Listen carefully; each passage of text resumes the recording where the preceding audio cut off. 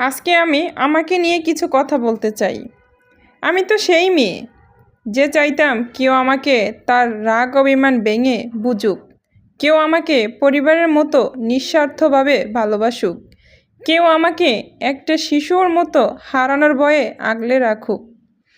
আমি সেই মেয়ে যে চাইতাম কেউ আমাকে তার সর্বোচ্চটা দিয়ে বিশ্বাস করুক, কেউ আমার কাছে না হয় নির্লজ্জ হয়ে সব কথা ভাগাভাগি করুক, কেউ না হয় নিজে থেকে আমার জন্য অপেক্ষায় বসে থাকুক।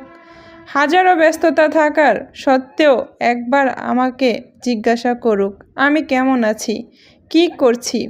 চেয়েছি তো অনেক কিছুই, কিন্তু একটা সময় পর বুঝলাম সেসব পেতে গেলে একটা মেয়ের ভাগ্য লাগে, যেটা আমার নেই। আমার কেবল আছে কিছু নিজস্ব কষ্ট। যাই হোক, একটা মেয়ে কি চায়? একটা মেয়ে বিয়ের পরে কিন্তু চায় তার স্বামী তাকে ভীষণ ভালোবাসুক, সেখানে কোনো স্বার্থ থাকতে পারবে না, সেই ভালোবাসাটা হবে নিঃস্বার্থ। কিন্তু কিছু কিছু মেয়ে আছে আহামরি সুন্দরী না হওয়া সত্ত্বেও তার ভাগ্য কতই না ভালো। দেখা যায় সেখানে স্বামীও ভালোবাসে, শাশুড়িও অনেক ভালোবাসে।